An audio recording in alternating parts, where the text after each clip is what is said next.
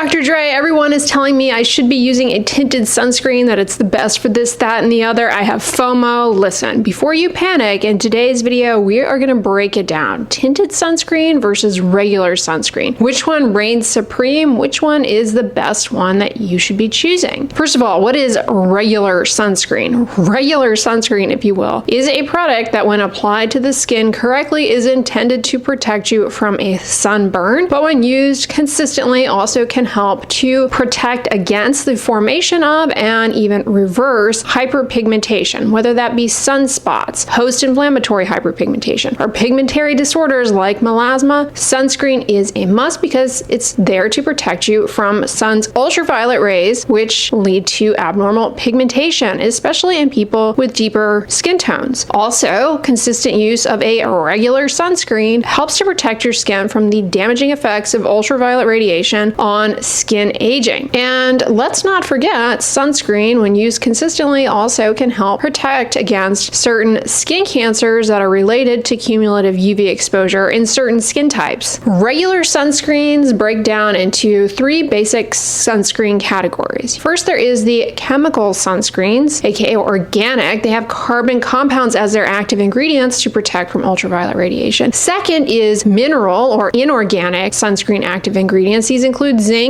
and titanium dioxide. Third is hybrid. Hybrid sunscreens contain both inorganic active ingredients and organic active ingredients. In other words, mineral and chemical sunscreen actives. Contrary to what you may have been told at one point at least, all sunscreens, whether they be chemical, mineral, or hybrid, primarily work by absorbing sun's UV rays and dissipating that energy as heat to protect you. To a certain extent though, yes, the inorganic, aka mineral sunscreens do block some UV, but they primarily work, like the majority of how they work is by absorbing UV rays. Just in terms of regular sunscreen, not even getting into tinted sunscreen, mineral versus chemical versus hybrid, they have their pluses and minuses and things you might want to consider in order to figure out which one you're going to get along with and use consistently, because spoiler alert, this is all for nothing if you don't actually use sunscreen. Chemical sunscreens, for the most part, leave zero white cast, including on very richly melanated skin types. Chemical sunscreens, however, especially those made for the US market, are more likely to burn and sting, especially the higher the SPF, and this can be encountered in particular around the eyes. On the other hand, inorganic, aka mineral sunscreens, they are known, unfortunately, for leaving a white cast on the skin surface. Now, you'll encounter brands out there who claim that their mineral sunscreens are completely sheer, no white cast, and this is misleading because when used correctly, meaning you use enough of it to actually achieve the stated protection on a richly melanated skin tone, they're going to leave a white cast to a certain extent. Mineral sunscreens, however, are much less likely to burn and sting. Easier to tolerate around the eyes, often marketed as being great for quote-unquote sensitive skin, although in some cases they can be a bit drying. Then you have the hybrid category, which in my experience is somewhere in the middle as far as the pluses and minuses. It is almost never going to be completely cast-free, but it almost always is going to lead to a cast that is not as striking as an all-mineral formula. Hybrid sunscreens, in my personal experience using them and in talking with many people who use them, are also less likely to cause the burning and stinging that one might encounter with an all-chemical sunscreen formula. Regardless of the type, regular sunscreens, they protect against UVA and UVB, which comes from the sun, to damage your skin in a variety of ways. So where do tinted sunscreens come into the picture? Tinted sunscreens contain the same families of ingredients, all chemical, all mineral, and hybrid. The main difference is that they have a tint. So just like non-tinted sunscreens, tinted sunscreens protect against UVA and UVB from the sun. And they have actually been around for quite a while. The tint is thought to be desirable for the most part because perhaps it can make the product give a little bit of cosmetic camouflage, something sort of adjacent to a lightweight foundation, although it almost never offers complete cosmetic coverage. But some people find that using a tinted sunscreen alone, they no longer choose to use a foundation for makeup. It allows them to have more of a no makeup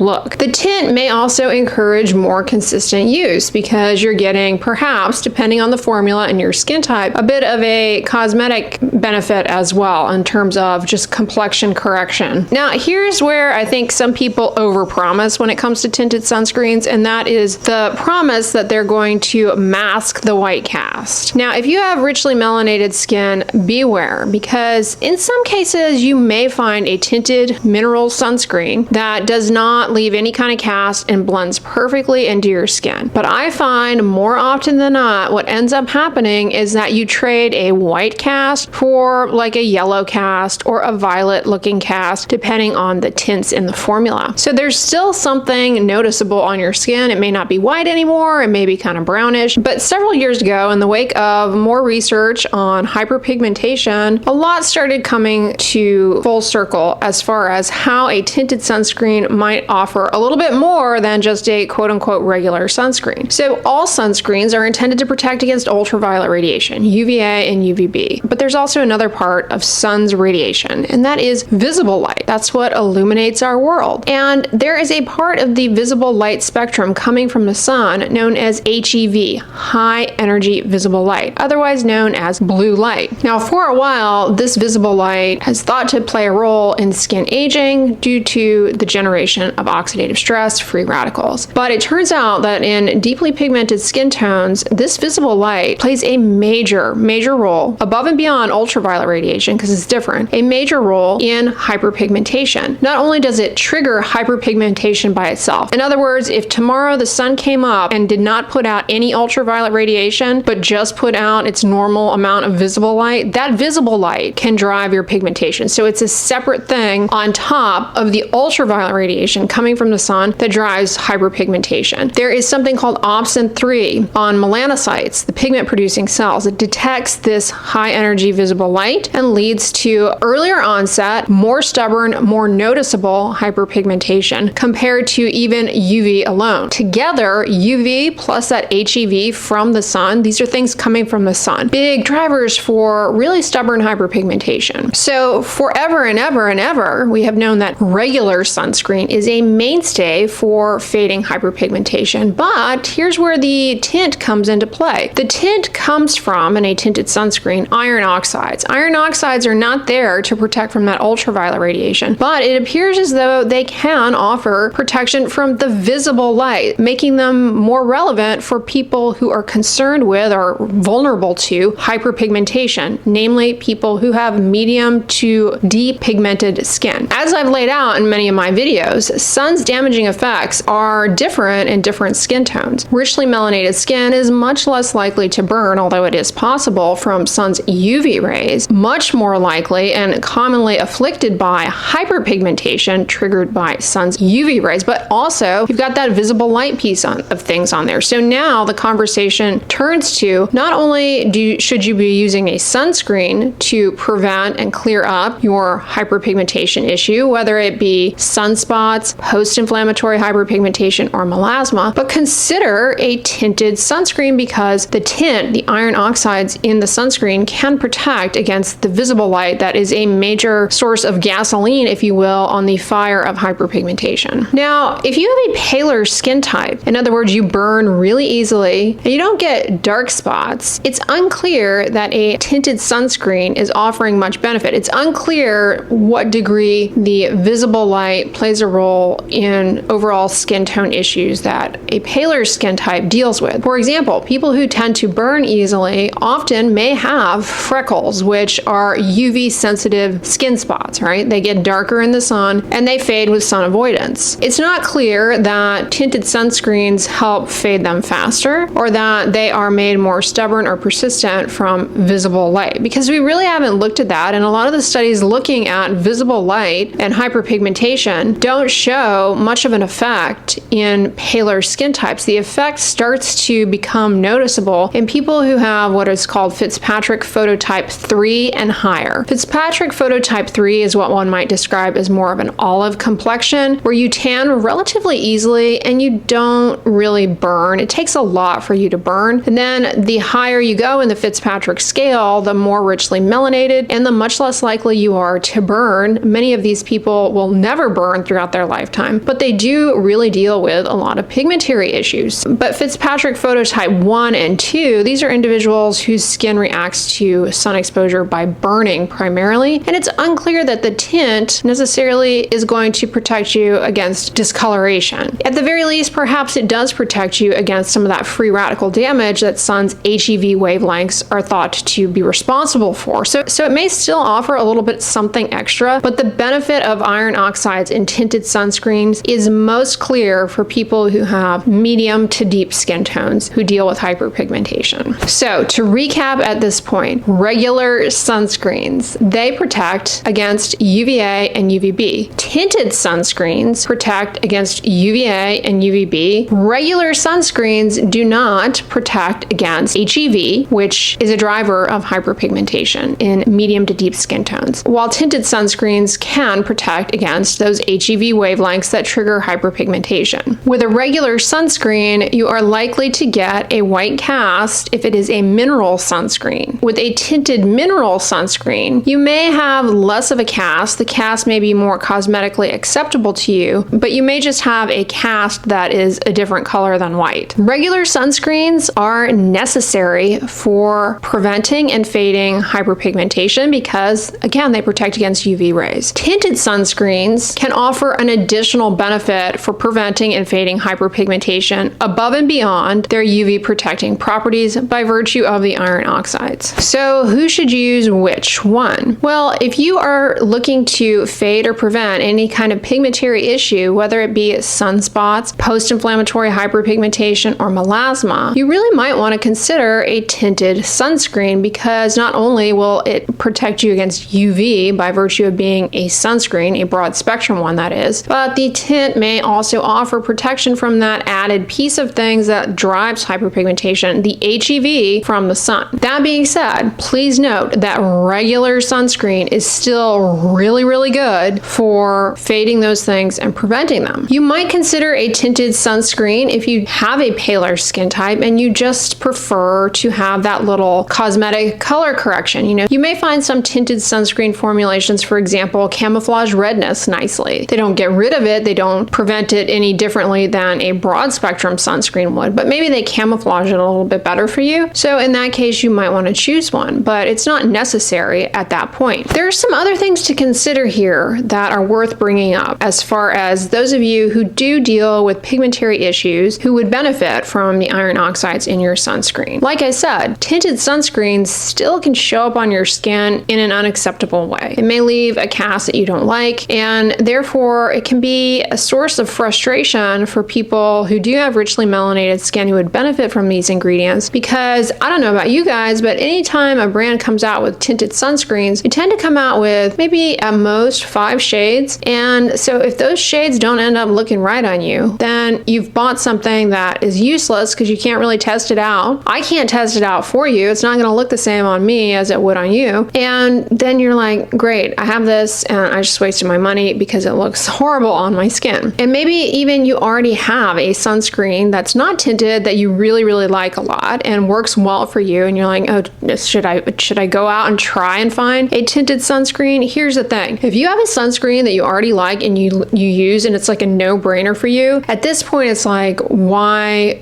go muddying the waters getting something that just complicates things and may even jeopardize your readiness, your willingness, the ease of sunscreen use for you? Because there are alternatives in this case that are worth considering. For example, guess what else has these iron oxides? Concealer and foundation. The iron oxides in high coverage in particular, concealers and foundations also can offer that visible light protection. They don't protect you against ultraviolet radiation. I mean, they might if they have sunscreen in them. Some makeup companies do, although, as I've said in other videos before, you can't rely on your makeup alone for sunscreen because of the way it goes on. You're not putting it to all surfaces. But high coverage concealers, high coverage foundations, which you may already be using as a side note if you deal with pigmentary issues, to camouflage them. Like a lot of people will cover up their melasma with a high coverage foundation or concealer. That concealer or makeup that you're using over your melasma, it has iron oxides in it that will offer the protection against visible light. We do have studies showing that the makeup itself can protect against those HEV wavelengths. I would say the limitation with using makeup also would be the same limitation of using a makeup product alone as sunscreen, and that is you're probably not going to be applying it to all surfaces. But in the case of targeting hyperpigmentation, hyperpigmentation, that may be okay. That may be okay, like depending on what it is you're dealing with. If you're dealing with, for example, some post-acne hyperpigmentation along your jawline that you're looking to fade, and you can nicely camouflage that with a high coverage concealer or foundation, well, that might be perfect. You might not necessarily be needing it on your cheeks, for example. You know, that might work out well for you. The other option that it's worth considering if you live in Europe, for example, while regular sunscreens don't really offer reliable protection against visible light, there is a newer chemical sunscreen active ingredient called Triazorb. It is in Aven Intense Protect. Now, we can't get that ingredient here in the United States, but if you have access to that particular sunscreen, that might be one that's worth considering because it doesn't leave really a white cast. It's a chemical sunscreen, and that might be easier to work with, and you may be getting benefits from the visible light protection from that ingredient. And then the other thing that is also really helpful for protecting the skin from both UV and visible light is to cover it up, right?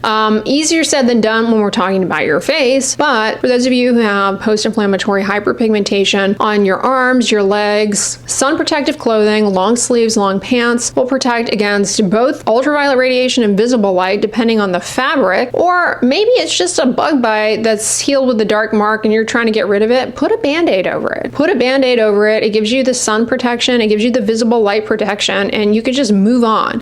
And you know, tell somebody you have a paper cut or something. I don't know. And they even have band-aids nowadays that are not that weird tan color. They have some different shades, so they're less like pop out at you, or maybe you want a jazzy band-aid.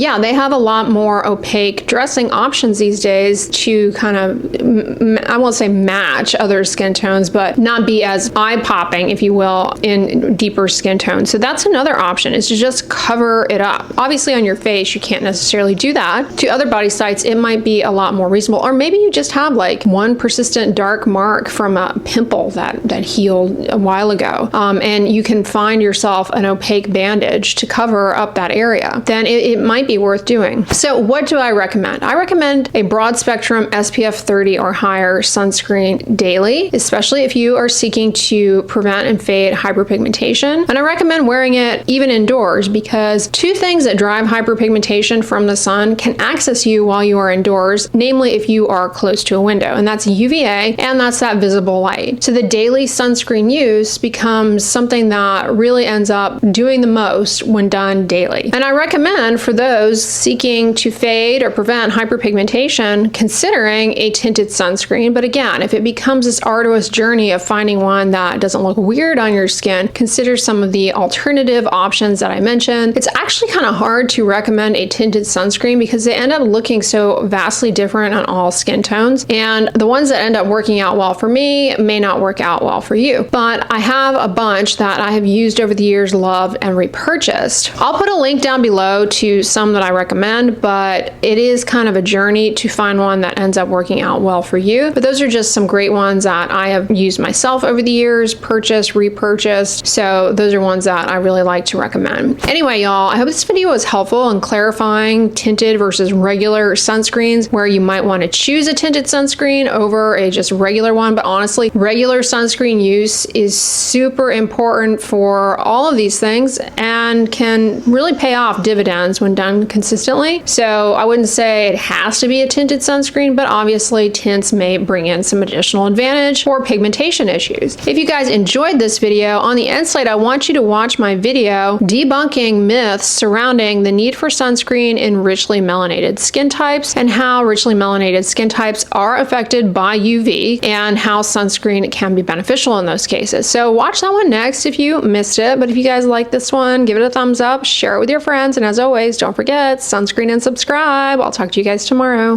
Bye.